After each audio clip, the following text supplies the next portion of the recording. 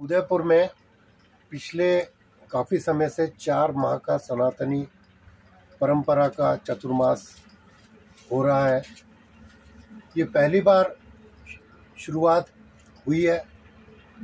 हमने और धर्मों के अंदर तो चतुर्मास देखे हैं, जैन धर्म में देखे हैं, बड़े बड़े प्रवचन देखे हैं, बड़ी बड़ी संगतें इकट्ठी होती देखी हैं, मगर हिंदू धर्म में हिंदू सनातन के अंदर इस तरह की चीज़ 4 माह का चातुर्मास होता हो, या 4 माह के चातुर्मास के अंदर जो हमारी कथाएं हैं विभिन्न, महाभारत की हो, चाहे भगवद गीता हो, चाहे कोई और रामायण हो, या जो भी हमसे संबंधित है, उनके बारे में उदयपुर लाभान्वित हो रहा है पहली बार पूज्य संत श्री दिगंबर जी खुशहाल सिंह जी महाराज के द्वारा। और ये नागा साधु हैं, इन्होंने अपनी एक परंपरा डाली है। कुंभ की शुरुआत और कुंभ का अंत महाराज श्री के साथ ही के द्वारा ही होता है। महाराज, आपका स्वागत है हमारे चैनल पे। जय श्री महाकाल। जय श्री महाकाल। महाराज, पहली बात तो मैं आपसे माफ़ी मांगते हुए इंटरव्यू शुरू कर रहा हूँ कि मैं परंपराओं को इतना नहीं जानता, मगर पत्रकारिता का एक उद्देश्य है कि आप जो कुछ भी सनातन के लिए कर रहे हैं वो जनता तक पहुँचे, ताकि जो जनता अधर्म के रास्ते पे चल रही है, इस समय जो हिंदू धर्म की हालत बहुत ख़राब हो चुकी है, वो निम्नतम स्तर पर आ रही है, हमारे बच्चे बिगड़ रहे हैं, उसके बारे में आप जो ये 4 माह का सनातन परंपरा का ये चतुर्मास कर रहे हैं ताकि हिंदू संस्कृति सुधरे, उसके बारे में आप क्या कहना चाहेंगे? जय श्री महाकाल। ओम नमो नारायण। परम पूज्य श्री मेवाड़ एकलिंगनाथ की भूमि, जो यहाँ के राजा धीराज है, प्रभु श्रीजी बाबा, प्रभु सिद्ध द्वारकाधीश चारुजानाथ, सांवरिया सेठ, धामों की धाम महाधाम यहाँ स्वयं विराजमान, स्वयं बागड़ भूमि। मेवाड़ भूमि की तो जितनी गाथा कहें उतनी कम। तब त्याग बलिदान की ये वीर भूमि, जहाँ सदियों पहले, सदियों भी कुछ नहीं, 100 साल पहले हमारे दरबारी सियासन बलि आज भूल चुके हैं। महाराणा गद्दी पे जितने भी आज कोतवाल बैठे हैं और जिस गद्दी को वो संभाल रहे हैं, प्रभु मेवाड़ एकलिंगनाथ की गद्दी।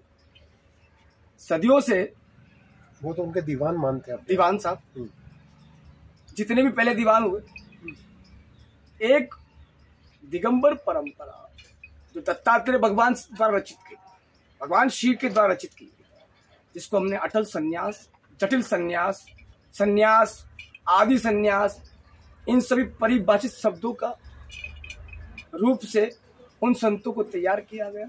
संत, योगी, तपस्वी, मुनि, व्यास, ये अलग अलग पार्ट, हमने सब पार्टों को एक समान दृष्टि दी है। हमें ये पता नहीं कि संत कौन है, योगी कौन है, जोगी कौन है, त्यागी कौन है, व्यास कौन है, मगर हम परंपरागत सनातनी बट चुके हैं इन विभाचारी विचारधारों के।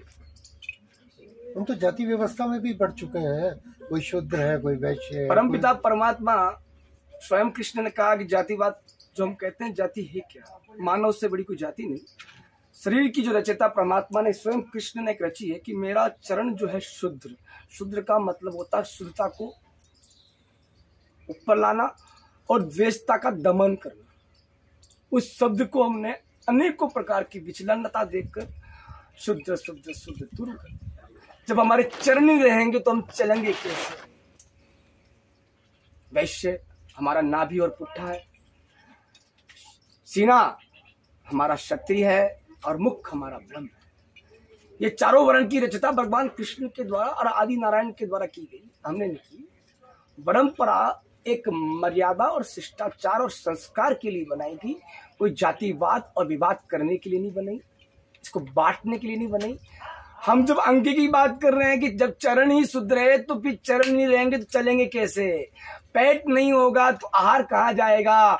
सीना नहीं होगा तो शरीर का स्वरूप कैसे नजर आएगा? और मुख नहीं है तो क्या क्या दिखेगा? तो ये परमपिता परमात्मा ने जब इन चारों चीजों को अलग नहीं माना, हम कौन? बस हमने केवल हमको पुजवाने के लिए अलग अलग पार्ट बनाए। धर्म हमारा मानव धर्म है, सनातन हमारा संस्कार है।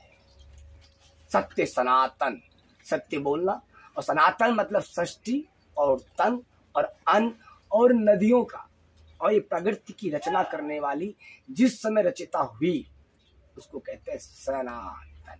मगर महाराज, जो आज स्थिति है देश की, कोई भी एक हिंदू राष्ट्र पूरे वर्ल्ड में नहीं है, सिर्फ एक भारत है, वो भी एक मिक्स उसके अंदर है। हिंदुत्व को लेकर, सनातन को लेकर के कोई भी कंट्री पूरे वर्ल्ड में नहीं है, जबकि सबसे पुरानी परंपरा मानी जाती है सनातन को। हिंदू राष्ट्र, आपकी बात सही है, मैंने कोई गलत बात नहीं। मैंने क्या बोला, अपन एक किताब पुस्तक तक ही सीमित हो चुका है। हमारी शिक्षा उस वैदिक अध्यात्म और सनातन की दृष्टि से थी। एक मास्टर सभी सब्जेक्ट को पढ़ाता था, एक अध्यापक सभी सब्जेक्ट पढ़ाता था। गुरुकुल परंपरा। धीरे धीरे हमारी परंपरा वेस्टर्न कल्चर को अपनाती है, विदेशी ताकतों का हमला होता है, और विदेशी ताकतें देखती है कि यार इनके संस्कृति सनातन के अंदर वेद, पुराण, उपनिषद, शास्त्र एक किताबों में सीमित है उनके हिसाब से, और हम उसको किताब नहीं समझते, हम उसको देवता का स्वरूप समझते। मगर उन्होंने उसको किताब समझा, हमको पुस्तक में बांट दिया, हम पुस्तकों में बढ़ते। हमारी सोच बट गई, छठी क्लास में इतना पढ़ूंगा, उसके बाद 7वीं में जाऊंगा तभी मैं पढ़ सकूंगा। जहां अध्यात्म की सोच के अनुसार उसका बुद्धि विवेक देवताओं के प्रति और अपने गणित के प्रति और हमारी संस्कृति और शिष्टाचारों के प्रति समर्पित था, गुरुकुल से उस परंपरा को खत्म। तो गुरुकुल परंपरा कैसे लौट सकती है? गुरुकुल परंपरा वापस लाई जाए, इस लाने के लिए हमें पहले वैदिक चीजों को वापस अपनाना पड़ेगा, हमारी संस्कृति को अपनाना पड़ेगा, हमारे मूल को पहचानना पड़ेगा, हम कौन हैं। हिंदू राष्ट्र, हम हिंदू राष्ट्र, कानून कानून, हिंदू राष्ट्र। अरे साले, तुम हिंदू राष्ट्र में रहते हो, पूरा राष्ट्र हिंदुओं का, विश्व हिंदू है। हिंदू कोई धर्म नहीं है जिसको तुम एक राष्ट्र बनाना चाहते हो, उसको एक धर्म बना दिया। जो हिंद की बात करता वह हिंदू है, सब हिंदू है, तो फिर धर्म कहाँ आ गया? मानव धर्म है, मगर जबरदस्ती हिंदू राष्ट्र। मानव धर्म है, धर्म मानव है, धर्म मानव है, और मानवता खत्म होने के कारण ही, इस कारण से भ्रांतियां, विभाचारी बातें अब सामने खड़ी हो चुकी। हिंदू राष्ट्र कानून बनाना है, हमको मनाना है। कानून का मतलब मनाना है, कि हम कानून के तहत से माने कि हम हिंदू राष्ट्र मतलब हिंदुस्तान में रह रहे हैं। बाकी हम एक तरफ तो कह रहे हैं भारत भूमि, फिर हिंदुस्तान कैसे कह रहे हैं? हिंदू का स्थान है, दूसरे का स्थान नहीं है, कि सनातनों का स्थान है, उसको सनातन कहो, सनातन का कानून बनाओ। मनु संहिता, निस्लानंद जी महाराज सालों से इस चीज पे संघर्ष कर रहे हैं, जगन्नाथ पीठ के। ये मुद्दा उनका था, आज उस मुद्दे को साइड में हटाकर हमारे ब्राह्मण देवता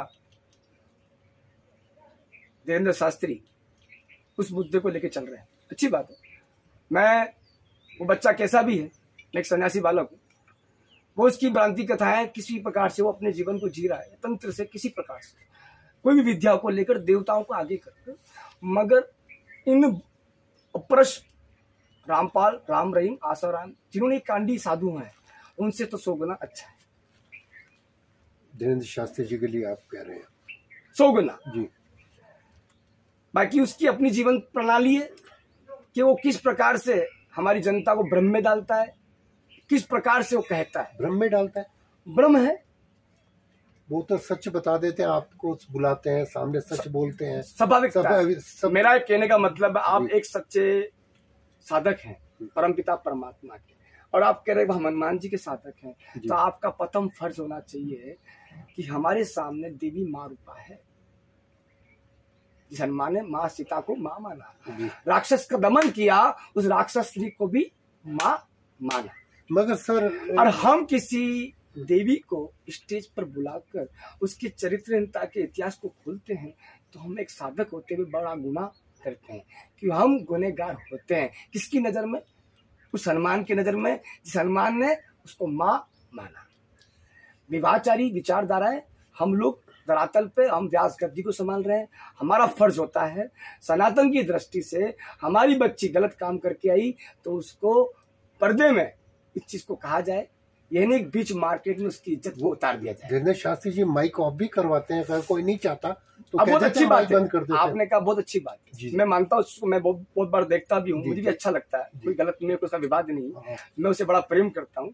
बस मेरा इससे एक ही कहना है, मेरे यहाँ पर भी कल वो आता है तो मेरा एक ही कहना है कि राजा जीवन में बहन बेटी की इज्जत नहीं कि हम भी किसी न किसी माँ के गर्भ से निकले हैं। ये शब्द तो वो खुद कहते हैं मंच से, मैंने देखा है कई बार वो खुद मंच से कहते हैं कि जीवन में बेटी की इज्जत सबसे बड़ी है।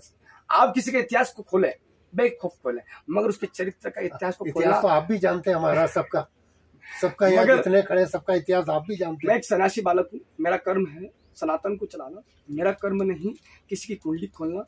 ज्योतिष का काम करेगा, व्यास का काम है कथा प्रवचन करना और धर्म का प्रचार करना। मेरा काम है रक्षा करना धर्म की ध्वजा के लिए। मैं दिगंबर हूँ, मेरा फर्ज होता है कि धर्म की रक्षा करना। महाराज आपने धीरेन्द्र शास्त्री का नाम लिया, आपके यहाँ भी तो धीरेन्द्र शास्त्री आने वाले हैं, लोग काफी इंतजार कर रहे हैं। बड़ी सुंदर बात है, आना भी चाहिए, उनको समय भी निकालना चाहिए। विश्व का इतना बड़ा यज्ञ हो रहा है, हिंदुस्तान के शंकराचार्य निश्चलानंद जैसी हस्ती यहाँ आना है, उनके आशीर्वाद हमें मिलना है। प्रभु से कोई अच्छा कर्म किया होगा कि ऐसी महान मूर्ति ने हमें समय दिया। अवधेशानंद जी आचार्य पीठाधीश्वर जो हमारे हिंदुस्तान की क्या विदेश की 40 कंट्रियां उनको मानती है। धीरेन्द्र शास्त्री जी से पहले वो बहुत बड़े पूजवा चुके हैं।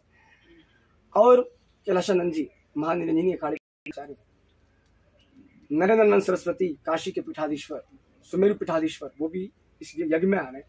तो स्वाभाविकता है जब इतनी बड़ी बड़ी हस्तियां हमारे हिंदुस्तान की शान, हमारी भारत भूमि के खंड जो आचार्य कुल के देवता हैं, जिन्होंने सनातन की सृष्टि को पूरे हिंदुस्तान पूरे विश्व के अंदर प्रचंड रूप में, प्रबल रूप में एक दिखाया है कि सनातन होता क्या है, एक सन्यासी है क्या चीज। जिस से विवेकानंद से निकले, जिस संन्यास से स्वामी परमहंस निकले, जिस संन्यास से बड़े बड़े शंकराचार्य के, अभी शंकराचार्य सोपानंद जी महाराज का शरीर भी त्यागना हुआ, बड़ी बड़ी हस्तियां दी। संन्यास कोई आज का नहीं है, आदि अनादि, उसको किसी ने बनाया नहीं, स्वयं शिव से रचित है। दत्तात्रेय भगवान उसकी जटिल संन्यास की स्थापना करने वाले हैं, ये मैंने पहली बार को कही। और रही हिंदू राष्ट्र तो हिंदू राष्ट्र बने। महाराज मैं गुस्ताखी कर रहा हूँ वापस से, जब पहली प्रेस कॉन्फ्रेंस हुई थी आपकी इसी स्थान पे, तब मैंने आपसे एक निवेदन किया था कि 7 दिन की धीरेन्द्र शास्त्री की कथा भी, क्योंकि आप विभिन्न कथाएं करा रहे हैं, तो उनकी 7 दिन की कथा भी अगर यहाँ हो जाती तो उदयपुर। मेरा तो आपसे वो बड़ा निवेदन था और आपके निवेदन को आपने रखा उसी दिन, और उसी दिन में अगले दिन उस चीज पे एक्टिवेशन हुआ। आपकी बात दिल से रखा, हजारों मीडिया के अंदर आप 100-150 आदमी बैठे थे, मगर आपकी इस बात को मैंने उसी दिन मैं भी आपकी इस प्रस्ताव को कि जब कोई सीनियर इंसान कोई बात को रखता है तो उसको हजारों के अंदर सुननी भी चाहिए। मैं एक साधु हूँ कि मैं लाखों के अंदर बैठता हूँ तो तुरंत सुन लेता हूँ। तो उस प्रस्ताव को मैंने लेकर धीरेन्द्र जी से मैंने बात पहुंचाई है कि धीरेन्द्र समय निकाले, आपका पर्सनल, आप 1-2 घंटे के लिए हिंदुस्तान को, उस समय आप यहाँ आए, समय नहीं दे पाए, 1-2 घंटे भी आप निकाल सकते हैं, क्योंकि 7 दिन की उनकी परिस्थिति ये है कि उसके सब कार्यक्रम पहले से बुक है जी, प्रोटोकॉल की डेट से ऊपर बुक है। तभी उसने कहा बापू मैं आपको 2-1-2 घंटे दूंगा, बस डेट मेरी ओपन ना करें, 2 दिन पहले आप डेट ओपन करें, ताकि जो भी मेरी व्यवस्था बने। जिस प्रकार समय देने आया हूँ, जरूरी नहीं मेरी बैठक हो गए, जरूरी नहीं कि मैं स्टेज पे, मेरी इच्छा होगी 1.5-2 घंटे आपके पास यहाँ के बैठने की तो मैं यहाँ बैठ सकूं, और 2 दिन आप इसको प्रचार करें, जो भी करना है 2 दिन। महाराज श्री आप एक विश्व का सबसे बड़ा यज्ञ नवरात्रि में 14 तारीख से शुरू करके 25 तारीख तक 9 दिवसीय बगुला यज्ञ करने वाले हैं। इस यज्ञ को लेकर आपकी तैयारी मैंने भी आते हुए देखी कि बहुत तेजी से चल रही है, तो इस बगुलामुखी यज्ञ के बारे में आप क्या क्या। माँ भगवती, माँ माया, माँ बगुला इस धरती का स्तंभ है, और जब जब सृष्टि पर अत्याचार हुआ तो माँ बगुला ने अपना स्वरूप बताकर और शत्रु का नाश किया, शत्रु का दमन करने वाली देवी है। और जब जब अति हुई, जब माँ पीताम्बरा अपने स्वरूप में खंडन हुआ, जब कृष्ण भी आया तो कृष्ण को पहननी पड़ी वस्त्र, जो धरती भगवान कृष्ण ने पहना वो भगवती माँ पीताम्बरा के कारण ही पहना। भगवती ने कहा कि हे प्रभु तूने के अंदर अपने देवताओं का वास का, हे मेरे शरीर करने के लिए ताकि तेरे पर कोई तंत्र काम नहीं करे। जी। तंत्र पोल की महादेवी है। राजनीति के लिए भी बहुत माना गया, धर्म नीति के लिए भी बड़ी देवी माना गया। सबसे बड़ा सत्य दमन करना इस देवी का नाम भगवती। और मैंने भारत भूमि का छोटी सी उम्र में रमन भी किया, देखा है। जैसा मेरी सोच, मेरी विचारधारा, छोटी सोच है, छोटी बात ही कर सकता हूँ। ज्यादा मेरी औकात थी, एक पकड़ हूँ, तो पकड़ा काम इतना नहीं होता है, फकीरी वाला है। अपने आप को फूक ले वही काफी है। जगत क्या करना, जगत तो वैसे फूक रहा है, हम क्या फूकेंगे। तरातल पे देखा तो इस भारत भूमि के अंदर मेवाड़ अरावली की मध्यस्थता है। तो मैं यहाँ यज्ञ होता है, शायद अरावली का जो नाभि कमल है कमल होता है, तो स्वाभाविकता है कि पूरे हिंदुस्तान का एक नया आवरण, नई प्रगति सनातन के प्रति, यज्ञ के प्रति, देवताओं के प्रति और देवी के हमारा और अटल विश्वास खड़ा हो सकता है। से 2013 जून महीने में एकलिंगनाथ मेवाड़ से एक मानसिक संकल्प लिया, चेतना, विश्व चेतना के उपलक्ष्य में यज्ञ करने, और जितने हो सके तो मन में 108 तो कम से कम करें। गुरु कृपा से हिंदुस्तान के राज्य में, राजस्थान के अंदर एकलिंगनाथ की और एकलिंगनाथ में 31वां यज्ञ किए। महाबगुला विश्व का पहला यज्ञ बनाया। जी महाराज श्री मुखी यज्ञ में आप 54 कुंडी करने, 54 कुंडी का महत्व है। 4, 5 और 4 9 देवी के अंक होते हैं। 9 ही भगवत रूपा है और 9 देवियों के कारण से 54 कुंडी का महत्व माना गया। जी। भगवती महामाया का जो पूरा पारम ब्रह्म व्यवस्था है, धरती के स्तंभ से लेकर धरती के खत्म होने माँ की सब कुछ माया है। धरती योनि से स्थापित हुई, तंत्र का सबसे बड़ा योनि तंत्र, इससे सब सिस्टम है हमारे प्रकृति का। महाविद्या का प्राकट्य माँ कामाख्या में हुआ, जिससे स्थल माँ कामाख्या है, उसके लांतर पर्वत से सभी देवियां अपने अलग अलग जैसे साधक बने और वहां पर पहुंची। और माँ बगुला का जहां जहां यज्ञ होता है वहां 10 महाविद्या का उपयोग किया जाता है। और सबसे बड़ी 6 क्रम है हमारे, मारण, उच्चाटन, संबोधन, वशीकरण, स्तंभन और शांति। ये 6 क्रमों का उपयोग हम करते हैं। इस कारण से हमारी जनता जो एक ब्रह्म में फंसी हुई है, तंत्र के कौल में, तांत्रिक अनेक प्रकार के होते हैं, और हमारी हिंदुस्तान की जनता के टमाटर, मिर्ची, नींबू तक समर्पित है। नारियल आधा उतार दो, पुतला बना दो, इससे बड़ा वो बड़ा तंत्र है। इस तंत्र के द्वारा सृष्टि रची गई। मनुष्य की जो उत्पत्ति होती है, नर और नारी, मन और तन मिलता है तो एक जंत्र की उत्पत्ति होती है। उसी प्रकार से हम यहाँ 10 महाविद्या को लेकर एक जंत्र की उत्पत्ति करेंगे। वो जंत्र का मतलब हुआ एक ऐसी एनर्जी, जिस एनर्जी से हमारा उदयपुर और आसपास की जो इलाके की जगह है, वो पारम ब्रह्म भगवती महामाया बगुला की कृपा से यहाँ का शत्रु का दमन हुए, नास्तिकता यहाँ की खत्म हुए, और यहाँ के जो देवता है, यहाँ के जो भूमिया है, राड़ा है, सगस है, भैरव है, कुल देवता कल्ला और यहाँ का गातोर जो यहाँ के मेन स्तंभ है, इस मेवाड़ की लाज रखने वाले माँ और माँ कामाख्या, इन देवताओं की मूर्तियों में वापस वो चेतनता आवे, ताकि हमारी जनता का जो भाव, ये जो पौप लीला करने वाले, मुस्लिम इलम लगाने वाले, हिंदुओं के अंदर, सनातनियों के अंदर तंत्र करने वाले, घर में भोपाई बनकर धंधे करने वाले, उन लोगों को एक झापट पड़े कि यज्ञ से बड़ी कोई चीज नहीं, देवी से बड़ी कोई चीज नहीं। यज्ञ परम पिता परमात्मा का एक वो आहार देने का सहारा है। हम ईश्वर की मूर्ति के सामने लाखों भोग लगा दे, मगर हमारा सच्चा आत्मिकता होगी तभी वो भोग जाएगा। मगर अग्नि में जो ईश्वर का एक मुख है, स्वाहा और सदादु उसकी पत्नी है, उसके द्वारा हम आहार देते हैं ईश्वर को। 4,32,000 आहुति कुछ बोला था आपको, कितनी वो आचार्य जाने, मैं भी नहीं जानता। मैं भी उनसे भी करूंगा, इंटरव्यू करूंगा। जितनी वो आहुति लगाएंगे, वो आहुति का मतलब स्वाहा, मतलब भगवान माँ भगवती का जो मुख खुलता है अग्नि द्वारा, वो सीधा आहा उसकी नाभि में जाए, आहा पहुंचते ही स्वाहा तक आहार वहां जाना, और वो आहार वहां जाने के बाद जो हमारी ये प्रकृति है, जिसकी गति और कीर्ति वो एक जैसी विद्यमान हो, ये हमारा संकल्प है।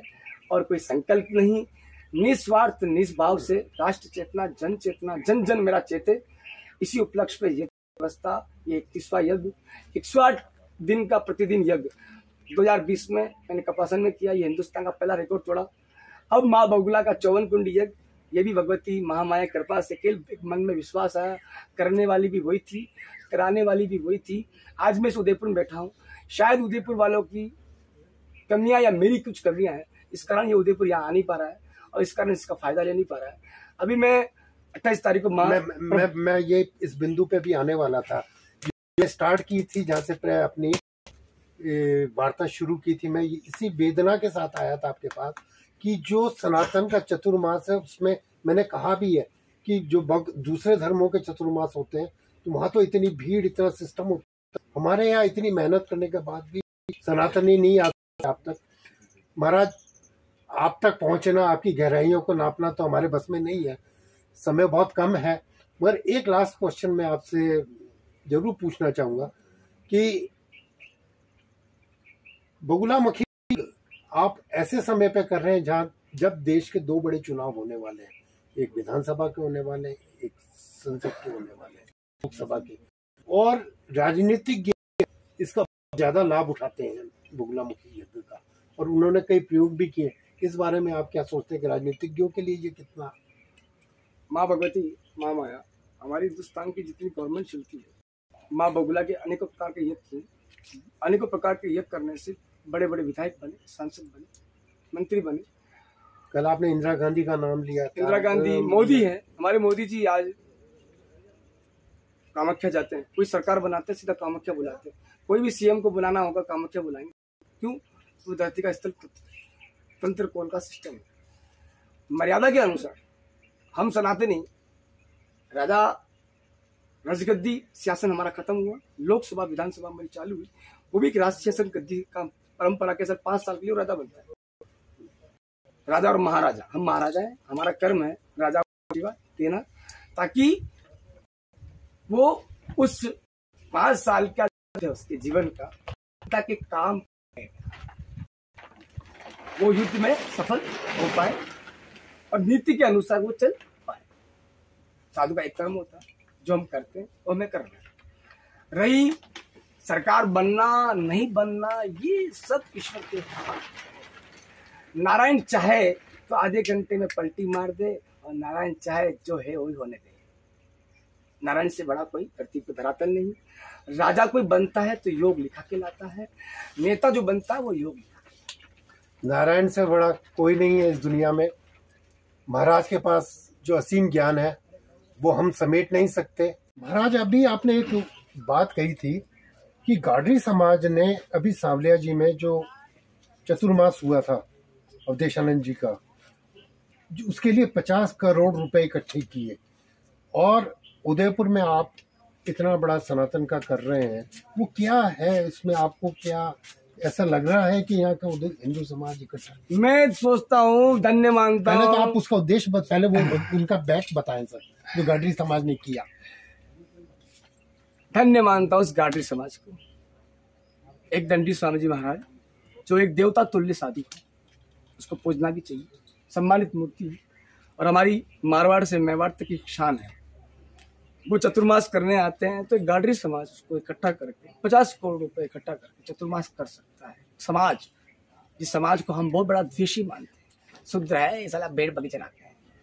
धन्य मानता हूँ गाडरी समाज को, उनके भाव को, एक संत की तुलना को समझा और एकाग्र होकर एकता बन के घर घर छोड़कर शाम को चूल्हे तक बंद कर दिए, और वहां रोज जाना, उस महात्मा के दर्शन करना और संतों की सेवा करना। और अभी 28 तारीख को भंडारा हुआ और उनको देखकर समाज के सभी नेता लोग वहां पहुंचे सेवा करने, क्योंकि वहां पब्लिक है। इसलिए क्या है? पब्लिक है, इसलिए सब नेताओं को पहुंचना हुआ। यहाँ बाबा के पास पब्लिक तो है नहीं, तो कौन नेता आएगा? पहली बात। छोटी सी रही समाज की बात, तो हम यहाँ आए थे, चतुर्मास से पहले बैठक हुई, 100 आदमी थे। बैठक होने के बाद गिनती के मेरे बच्चे, ये मानसिक व्याज गिनती के बच्चे हैं, जो तन मन और धन और समय, वक्त, परिवार, घर छोड़कर यहाँ बैठे हैं। बानू बन्ना, कलसा, ऐसे कितने बच्चों का मैं नाम लूँ, प्रधान जी, फुलचंद जी, बहुत ऐसे लोग यहाँ बेचारे समर्पित, शंकर जी और मेरा सीताराम, मावली से लोग बार बार से आके यहाँ सेवा दे रहे हैं। तन क्या, मन क्या, धन क्या। और उदयपुर का इतना बड़ा दुर्भाग्य मानता हूँ, या मेरा दुर्भाग्य मानता हूँ, मैं तो अपना दुर्भाग्य मानता हूँ कि मैंने शायद गलत जगह चुन ली। मैं किसी गांव में बैठता तो कोई ना कोई वहां पर समझता कि सन्यास होता क्या। मैंने उस चित्तौड़ की नगरी को, जहां धर्म की धरालता और सनातन की एकता, एक ऐसा आगाज किया कि यार सन्यासी चतुर्मास करते हैं। धन्य उस अवधेशानंद महाराज को, जिसने एक ऐसी अलग बजा दी कि यार सन्यास होना तो ऐसा होना जो सनातन को एक करने की हिम्मत रखता हो। एक समाज को लेकर उन्होंने चतुर्मास किया और सभी समाजों को एक कर दिया। यहाँ इस बाबा के साथ एक ही समाज है, भगवान शिव। और उसके बाद दुनिया चली। आज बच्चे आते हैं, गिनती के लोग, लाखों रुपए का या बजट है उदयपुर जनता का, पानी तक की भी हेल्पलाइन नहीं। छोटी बात तो मैं किसी करता नहीं, मीडिया सामने स्पष्ट कह रहा हूँ मैं आप सबको, और सभी उदयपुर आप सुनना इस बात को। ये खरा नागा बाबा साधु है, मैं तो आज हूँ कल कहाँ हूँ, मगर इज्जत मेरी नहीं खराब होगी। समाज के सामने आप लोग की इज्जत खराब होगी। समाज कहेगा कि एक साधु चतुर्मास करने कहाँ से आया, और आप लोग उसको समझ नहीं पाए। हिंदुस्तान के बड़े बड़े साधु यहाँ आएंगे, उसके कहीं ना कहीं आप लोग कहीं ना कहीं किसी न किसी टच जरूर होंगे। कल तुम्हारे गुरु लोग आगे कहेंगे कि तुम एक नागा बाबा नहीं समझ पाए, तो कमजोरी या शायद मेरे में या आप में, वो आपकी पर्सनल मफलिता है और उदयपुर जनता की पर्सनल परेशानियां हैं। मैं नहीं चाहता हूं आप जबरदस्ती या मेरा ये वाक्य सुनकर यहाँ सेवा करने आए, नहीं। आत्मा से भाव रखकर, समर्पित भाव रखकर, ये भी नहीं बाबा जी ने हमको कह दिया मीडिया द्वारा तो हम तुरंत भावुक होके नहीं। इतने दिन जब बाबा 3 महीने मैंने यही कहा था ना, सनातन की गहराइयां खत्म हो चुकी है, उसका वही वेदना है जो आज लोग यहाँ नहीं जुड़ सक रहे हैं। ये बात मैं आपको क्या कही प्रभु, सनातन हमारा कहीं खत्म नहीं हुआ। सनातन अटल सत्य, सनातन आदि था, अनादि और रहेगा। जी सर। 2-4 भ्रांति कथाएं करने से, 2-4 गलत कांड होने से क्या ग्रस्त में कांड नहीं होते हैं? जी जी जी। हम एक बाबा कांड करता है और मीडिया में उसकी 12 जा देते हैं। कभी आप किसी ग्रस्त ने गलत कांड किया 12 देते हो क्या? नहीं। हमारे हिंदुस्तान का सोशलाइजेशन, यूट्यूब, मोबाइल चैनल्स, हम लोग हमारे महात्माओं को बचाने की कोशिश करेंगे। उनके अंदर विवाचारी बातें भी आ रही है तो वहां का आने वाला माहौल उसको खत्म करने की कोशिश करेंगे। वो स्थान नशे का अड्डा बन चुका है तो हम लोग नए अच्छे आदमी जाकर उसको चेंज करने की कोशिश करेंगे। तो स्वाभाविकता है स्थान भी सुधरेगा और महात्मा के ऊपर कोई कलंक नहीं लगेगा, और ना कभी किसी विवाचारी बातों का मार्केट में आना, और हमारा हिंदू सनातन संगठन कभी बदनाम होने की कोशिश नहीं करेगा।